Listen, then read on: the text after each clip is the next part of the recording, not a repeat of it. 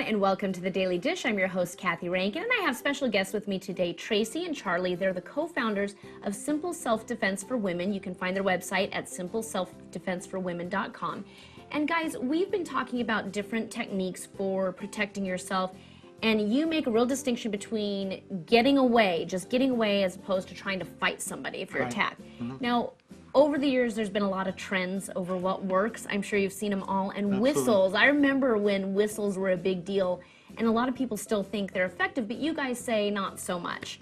Talk to me about why. Here's one of the things, you always have to have it with you, number one. Got to have it readily accessible, but you know, you think about where you are when you're walking, or where your kids are. I mean, if you're by a beach, or you're by a soccer field, or my gosh, you know, the holidays passed just recently and you're at a mall parking lot. Did you ever sit there when somebody's lost their car and they're like setting off the alarm, you know, when they're looking? People aren't paying attention to that kind of stuff anymore. So kids could be blowing whistles, or somebody could be blowing a whistle, and you're going, are they in trouble, or are they just playing, or you know? People are just numb to it. I think we're all kind of desensitized these days. I mean, there's so much going on around us, and you know, it really does seem like it would be a stretch.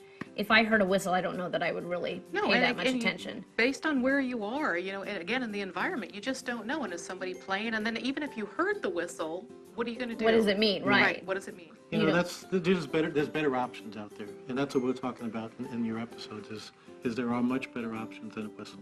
You say there's other tools that are more effective, but I like your point that if you're using something, you always have to have it with you. Right. And that's, I guess, my biggest concern is, especially women these days with these giant purses. Oh, that's my we have line, so much stuff in them. At the workshops, we said it all the time. You ladies come with luggage. I mean, and then try to find it. For me to try and dig out and even get my car keys is, you know, because they say you can use car keys too. No. And you know, that's one of the old rumors of using the car keys. Yeah, that's the one I always heard. Put it between their fingers, gouge their eyes out, and we don't want you to fight, so we don't want you to do that. We do want you to have your car keys out when you're walking to the car. Obviously, that's very important. But that's not effective too, because I still actually do that. Well, think about it though. You have to reach towards me, right? Now we're fighting. Right, and now you've got somebody can grab you. Right, so it's almost like trying to punch somebody. So there's no punching, no kicking with us. So if you're doing that, it's like a punch. Now we're fighting, we're engaged. Who's going to win? And if they grab your keys, you know. Yeah, well, and that's the same thing as, and we'll talk about this in another episode, but any kind of weapon, same thing. Yes. If you're trying to use something on somebody, they can easily get it from you. Absolutely. And use it back, and I think that's the scary part. So we're not going to get into detail in this episode, but just tell me real quickly some of the things that you do think are more effective than a whistle. Well, here's one thing in particular that's, you know, if somebody's approaching you, usually the reason you're blowing the whistle is you're either in danger or you're trying to get somebody's attention because you feel like you're going to be in danger.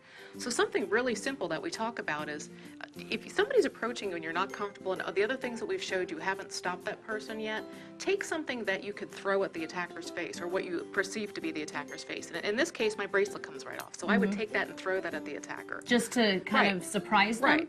Right, throw them off. You don't. Bad guys want easy targets. The less you are an easy target, the less you are likely to be attacked. So a coffee cup, a water bottle, you know, something that you're carrying with you that's super simple, that's just enough, so it doesn't have to be a... Keeping that distance, and we'll talk about that in another episode, and we're going to talk about pepper spray. There are other options that are much better than a whistle, is really the bottom line. If somebody's, we mentioned the purses, if somebody is just trying to grab your purse or something, because I've heard different things about this. Let it go? Let it go. Just let it go. Absolutely. My gosh, there's so many women that have been killed and been attacked and been dragged. By cars.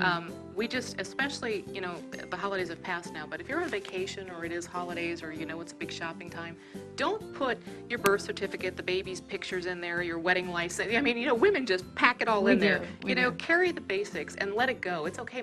You know, your husband will give you another credit card, right? It's not a big deal. You can let it go and get another purse, but people think, I'm going to fight for it. Please don't. Just let it Let it go. Yeah. Well, great advice and information we can all use, and we will get into some of those specific topics about things that you can use to be effective against an attack in a future episode of The Daily Dish. So we'll see you guys back for that. Thanks again.